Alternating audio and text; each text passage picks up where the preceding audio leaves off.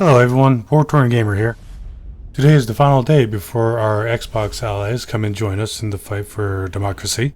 So I thought I'd take this time to go over my top 3 war bonds that I would recommend to any new player who could benefit from this kind of information. My list is going to be based on the war bonds that come with the most items that I personally use, making those war bonds the best bang for the buck in my personal opinion.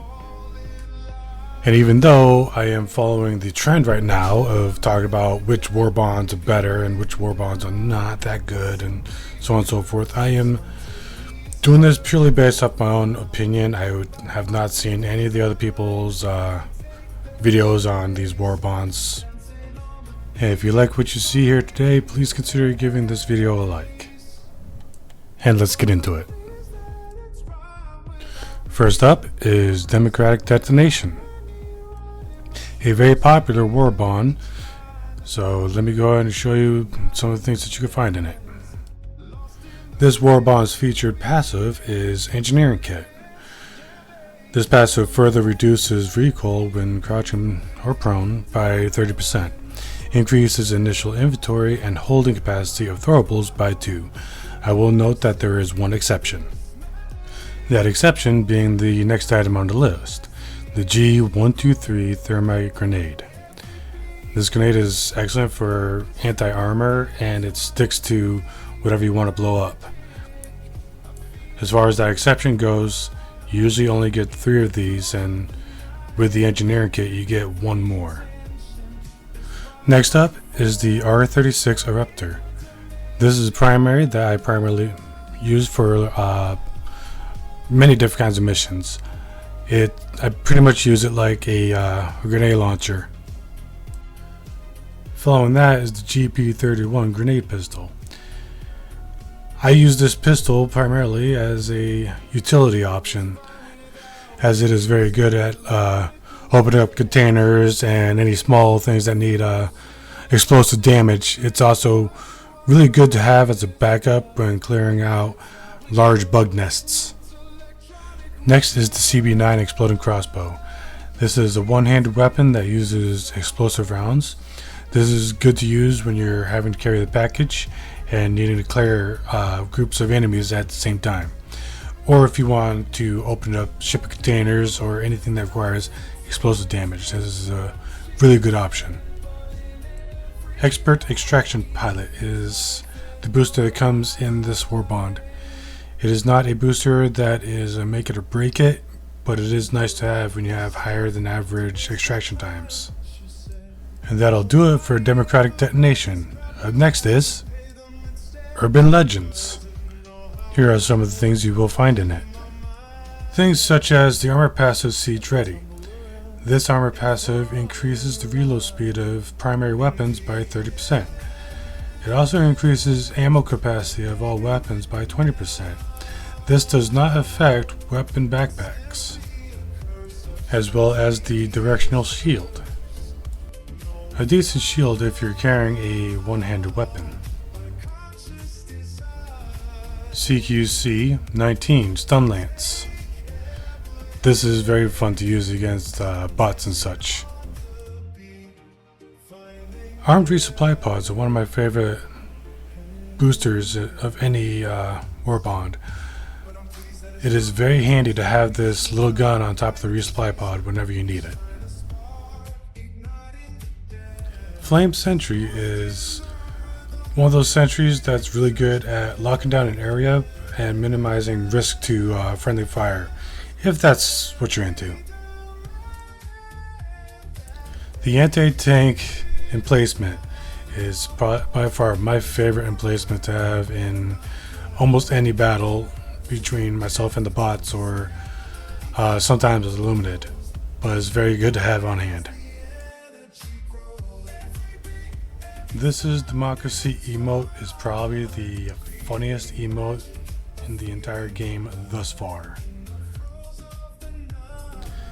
And I'll quickly mention the urban camouflage color scheme that you can put onto your vehicles from the Urban Legends War Bond. That'll do it for the Urban Legends. Up next is Force of Law. This war bond is one of my favorites simply because I am a fan of RoboCop and Judge Dredd, and this war bond just hits just right for someone like me. As well as particularly my particular nostalgia bunnies, it is a very functional war bond. I did have to weigh it against Viper Commando, as for me personally, about the same amount of things I use from each. I just used more from this war bond than that one. As let me go ahead and show you some of the good options you have in here, such as the featured armor passive, Ballistic Padding. This armor passive provides 25% resistance to chest damage, also provides 25% resistance to explosive damage, prevents all damage from bleeding if chest hemorrhages. The AR-32 Pacifier. This is one of my more favorite primaries for almost any faction. The stun effect is mild, but it does help greatly. Stun Pod Booster, not the best booster in the game, but it is fun to take out once in a while. And as a side note, the vehicle skins for this war bond are mint. I use them all the time. Definitely like the chromatic aesthetic, but this war bond aesthetically is one of my favorites. But also I do want to mention a couple of the war bonds before ending this video. Truth Enforcers and Masters of Ceremony. These two war bonds I did not recommend as part of my top recommendations, but I do recommend them as purely aesthetic war bonds. The armors are amazing. The vehicle skins are some of the coolest. They just don't have the most functional as far as equipment goes, with the exception of the grenades from Masters of Ceremony. Those are really good for crowd control, though they're not really the best at any like demolition purpose, exception for closing up bug holes. Those grenades are actually pretty good at it.